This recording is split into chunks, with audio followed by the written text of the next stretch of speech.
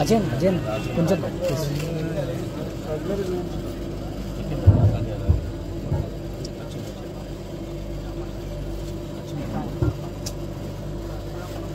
సిరిసిల్ల జిల్లాకు సంబంధించి సిరిసిల్ల కేంద్రంలో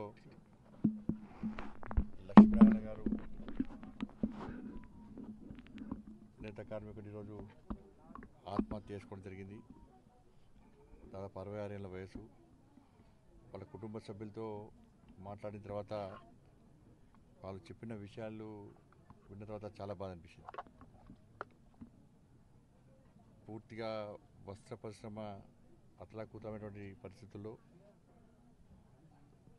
ఉన్న ఉపాధి కోల్పోయి కనీసం కుటుంబాన్ని పోషించుకోలేని పరిస్థితుల్లో వాళ్ళ ఆత్మహత్య చేసుకోవడం జరిగింది. 2 కుమారులు, ఒక కుమారుడు ఎంఎస్సీ కంప్లీట్ చేసినప్పుడు కూడా ఉద్యోగం రాక వాళ్ళ నాన్నగారికి చేదోడు వాదోడు ఉండే ప్రయత్నం చేసిండు. ఆయనకు ఆరోగ్యం, వాళ్ళ శ్రీమతి గారికి ఆరోగ్యం బాగాలేకపోవడం, ఒకవైపు వస్త్ర పరిశ్రమ మొత్తం బంద్ కావడం, ఇలా కనీసం తినడానికి తిండి లేని పరిస్థితుల్లో, కుటుంబాన్ని పోషించుకోలేని పరిస్థితిలో ఈరోజు లక్ష్మీనారాయణ గారు ఆత్మహత్య చేసుకోవడం జరిగింది.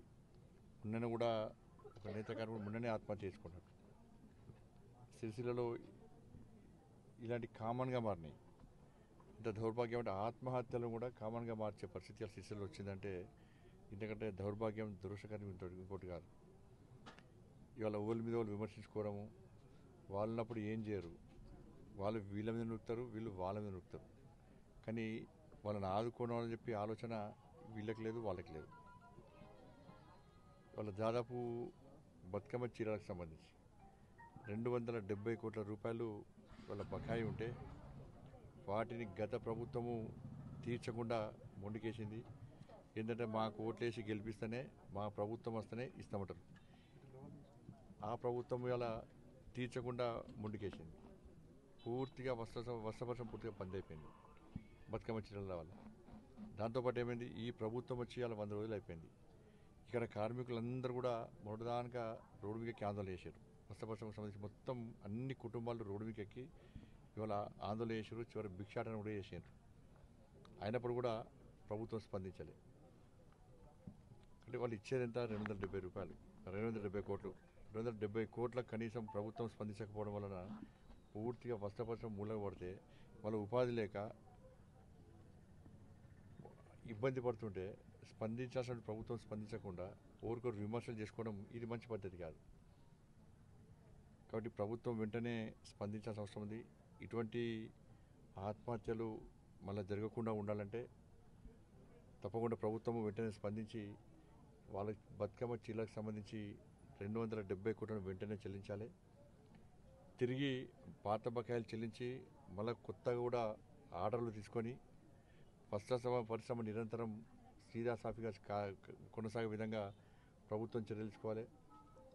దాంతోపాటు ఆ మరణించిన కుటుంబాన్ని ఆదుకోవాల్సిన బాధ్యత ప్రభుత్వం మీద ఉంది. వాళ్ళ అబ్బాయి ఎంఎస్సీ కంప్లీట్ చేసిండు, ఇంకో అబ్బాయి ఛాయ్ హోటల్ నమ్ముకుంటున్నాడు. కాబట్టి ఆ కుటుంబాన్ని ఆదుకోవాల్సిన బాధ్యత ఉంది. ఆ కుటుంబానికి నష్టపరిహారం ఇవ్వాల్సిన బాధ్యత ఉన్నది. ఏదో రకంగా ప్రభుత్వం ఆదుకోవాల్సిన బాధ్యత ఉంది. ఒక భరోసా విశ్వాసం నింపాలి. దాంతోపాటు ఇక్కడ అనేక సమస్యలతో తలెడుతున్నారు. కొంత విద్యుత్ సంబంధించి 50% సబ్సిడీ ఇచ్చేది, అది కూడా ఆపేసారు. యార్డ్ మీద 10% సబ్సిడీ ఇస్తున్నారు, దాన్ని పక్కకు పెట్టేశారు ఇవ్వకుండా. దాని వర్కర్ టు ఓనర్ అన్నారు, దానికి 370 కోట్ల రూపాయలు కేటాయిస్తూ ఉన్నారు. అది ఏడికి పోయిందో ఎడి తిరిగిందో ఎవరు తెలియదు. కాబట్టి ఇవన్నీ కూడా సమస్యలే. దీని మీద ఒక సమీక్ష నిర్వహించి ఇటువంటి ఆత్మహత్య జరగకుండా, వస్త్రపసం పూర్తిగా దాని మీద ఆధారపడినటువంటి కుటుంబాలు నష్టపోకుండా మనం కాపాడవలసిన బాధ్యత పాలకుల మీద ఉంటుంది. బట్ ఓరికొరి తిట్టుకోవడం, మీరు చేయాలంటే మేం చేయాలంటే మీరు చేయాలనేటువంటి ప్రయత్నం పక్కబెట్టి అందరు కలిసికట్టుగా ఈ సమస్యకు పరిష్కారం చూపెట్టాల్సిన బాధ్యత ఉంది. కాబట్టి ఆ దిశగా ముందుకు రావాల్సిందిగా కోరుతా ఉన్నాను. అందుకే ఈ సమస్య ఎన్ని ఆందోళన చేసినప్పుడు కూడా ఈ సిరిసిల్ల పట్టణంలో ప్రభుత్వంలో కూడా చలనం లేదు, పాలకుల్లో కూడా చలనం లేదు. ఇది వాళ్ళ దృష్టికి పోతుందా పోతలేదా ఇప్పటికీ అర్థమవుతలేదు.